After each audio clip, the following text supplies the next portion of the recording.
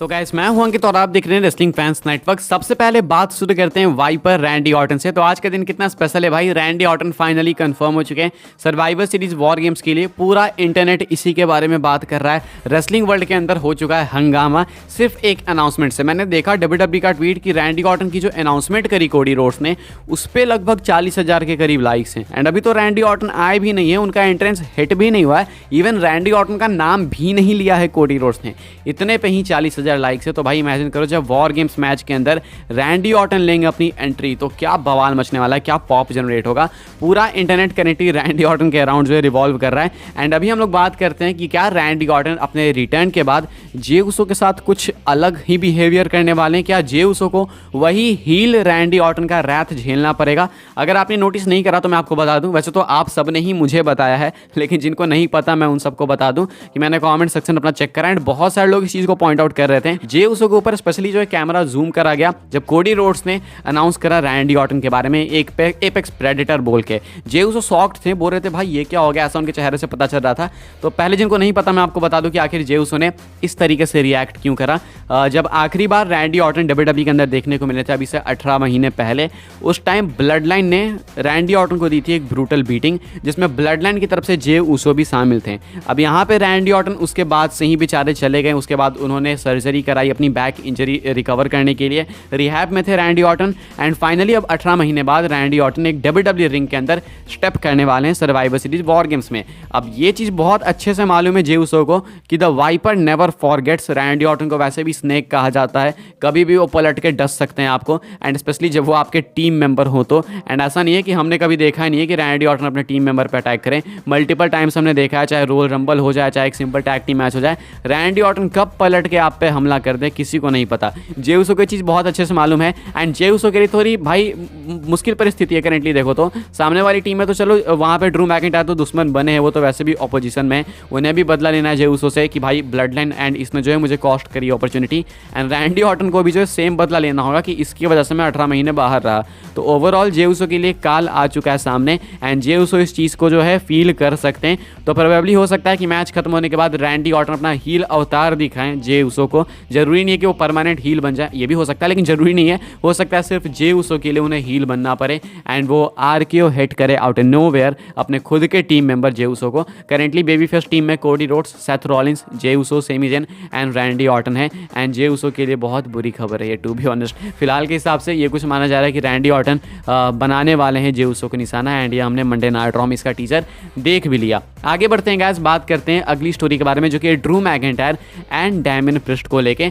तो Drew McIntyre and Damian priest ने react करा है रैंडी ऑर्टन के रिटर्न के ऊपर जो कि अनाउंस किया कोडी रोड्स ने। वैसे तो पूरा इंटरनेट ही इसके बारे में बात कर रहा है, तो किसका किसका दिखाऊं मुझे समझ नहीं आ रहा है, लेकिन इनका थोड़ा ज़्यादा मैटर करता है क्योंकि ये ऑपोजिशन में है एंड यही फेस करने वाले हैं रैंडी ऑर्टन की टीम को सर्वाइवर सीरीज में।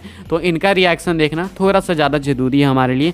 क्या कहते हैं मैकिंटायर, आप देख सकते होगे इंस्टाग्राम के ऊपर एक black and white picture post करते हैं, थ्रो बैक पिक्चर मैकिंटायर जब वो रैंडी ऑर्टन के साथ फेस टू फेस आए थे। कैप्शन लिखते हैं, hello darkness my old friend #survivor series. तो ये एक तरीके से कोडी रोड्स की तरह ही अपने ओल्ड फ्रेंड के तौर पे रेफर करते हैं रैंडी ऑर्टन को। एंड ये कुछ है मैकिंटायर का रिएक्शन। डैमियन प्रिस्ट का रिएक्शन थोड़ा ज़्यादा इंटरेस्टिंग है। डैमियन प्रिस्ट टैग करते हैं अपने ट्वीट में रैंडी ऑर्टन को एंड कहते हैं, yo Randy Orton answer your phone bro. तो ये कहते हैं कि भाई रैंडी ऑर्टन या फ़ोन उठाओ। मतलब इन्होंने स्टोरी के अकॉर्डिंग जो है कॉन्टैक्ट करने की कोशिश करी रैंडी ऑर्टन को, लेकिन रैंडी ऑर्टन ने इनका फ़ोन पिक नहीं करा है। अब इसका क्या मतलब है, क्या डैमियन प्रिस्ट जो है जो खुद को सेल्फ प्रोक्लेम्ड एक तरीके से लीडर कह रहे हैं जजमेंट डे का, क्या वो खुद को अपने आप को लीडर मान के रैंडी ऑर्टन को कांटेक्ट कर रहे हैं कि भाई जजमेंट डे का बिजनेस थोड़ा सा सेटल करने दो, हमारे साथ काम करो, हमारी हेल्प करो वॉर गेम्स में, इसीलिए तो कांटेक्ट कर रहे होंगे, वरना क्यों कांटेक्ट करेंगे। यही एक रीज़न होगा, कोई डील बनाना चाहते होंगे वो जजमेंट डे और रैंडी ऑर्टन के बीच में। क्या ये डील बनेगी नहीं बनेगी वो नहीं पता, लेकिन एक नया एंगल जरूर से आया है इस ट्वीट के बाद। तो ये कुछ रिएक्शन है Scottish psychopath Drew McIntyre and Damian priest का रैंडी ऑर्टन के रिटर्न के ऊपर। ओवरऑल इंटरनेट काफ़ी ज़्यादा एक्साइटेड है रैंडी ऑर्टन को लेके। इनका रिएक्शन थोड़ा ज़्यादा मेजर था, थोड़ा ज़्यादा इंपॉर्टेंट था, इसलिए मुझे लगा आप सबको दिखाना चाहिए। आप लोग अपने रिएक्शंस कमेंट करके चाहो तो बता सकते हो कि कितना एक्साइटेड हो आप लोग रैंडी ऑर्टन को वापस WWE रिंग में देखने के लिए। ऐसा लग रहा है भाई कि पता नहीं क्या भयंकर चीज़ होने जा रही है। WWE ने जिस तरीके से इसको बिल्ड करा है, तो Randy Orton finally survivor series में अपना लॉन्ग अवेटेड रिटर्न करने वाले हैं WWE में।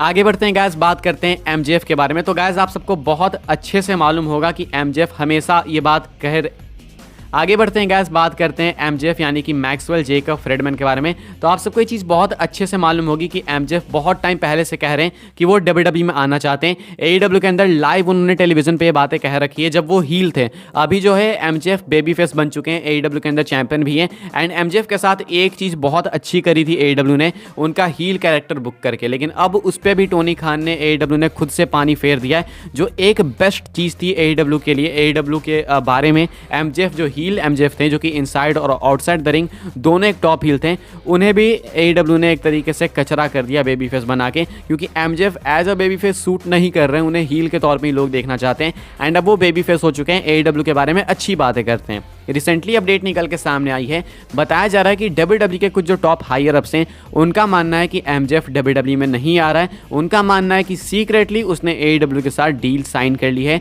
कॉन्ट्रैक्ट कर लिया है रीन्यू। अब शायद आपको याद हो या नहीं याद हो, मैंने बहुत पहले आपको ये बात बताई थी कि मुझे पर्सनली ऐसा लग रहा था कि एमजेएफ सिर्फ ट्रोल कर रहे हैं एंड वो सिर्फ एईडब्ल्यू के लिए हाइप बनाने के लिए सारी चीज़ें कर रहे हैं। जब उनका कॉन्ट्रैक्ट खत्म होने वाला होगा 2024 में तो वो सेम स्टोरी कंटिन्यू करेंगे, जिस वजह से लोग जानना चाहेंगे कि भाई ये डब्ल्यूडब्ल्यूई में आएगा या फिर एईडब्ल्यू छोड़ रहा है, क्या सारी चीज़ें होंगी। एंड इस वजह से एईडब्ल्यू के ऊपर जो है फोकस आएगा एंड एईडब्ल्यू की व्यूअरशिप बढ़ेगी, एईडब्ल्यू हाइप में आएगी, मेन स्ट्रीम मीडिया में आएगी।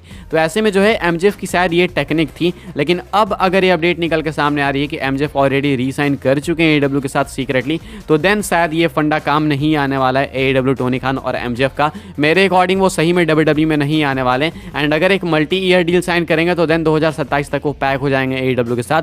एंड अगर एक सिंपल डील होगी तो 1 साल की होगी मान के चलो, तो अभी के हिसाब से एमजेएफ डब्ल्यूडब्ल्यूई के अंदर नहीं आने वाले हैं। आगे बढ़ते हैं गाइस, बात करते हैं अपनी आखिरी स्टोरी के बारे में जो कि गुंथर एंड सेथ रॉलिंस को लेके। तो रिसेंटली मैंने आपको कुछ मल्टीपल इंटरव्यूज में से कुछ ऐसे क्लिप्स उठा के बताई आपको गुंथर के बारे में कि गुंथर जो है सेथ रॉलिंस से लड़ने के लिए थोड़े ज़्यादा इंटरेस्टेड दिख रहे हैं। डायरेक्टली तो वो नहीं कह रहे हैं कि मैं लड़ने वाला हूँ, भिड़ने वाला हूँ, लेकिन उनकी बातों से ऐसा लग रहा है, पकड़ सकते हैं हम लोग, डॉट्स कनेक्ट कर सकते हैं। उन्होंने ये तक कह दिया कि अब उन्हें लगता है कि आईसी टाइटल उनके लिए उतनी ज़्यादा वो मैटर नहीं करती है। उन्होंने ऑलरेडी रिकॉर्ड बना दिया है, लॉन्गेस्ट रेनिंग इंटरकॉन्टिनेंटल चैंपियन वो बन चुके हैं।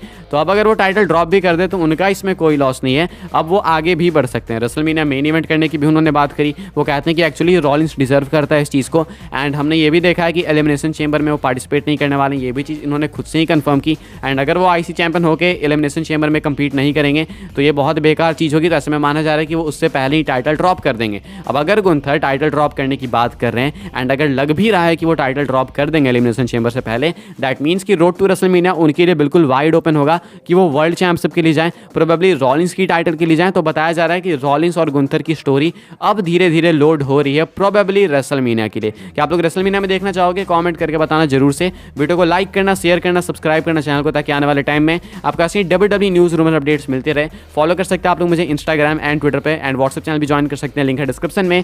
मिलते हैं अपनी नेक्स्ट ऑफर काफी इंटरेस्टिंग वीडियो में।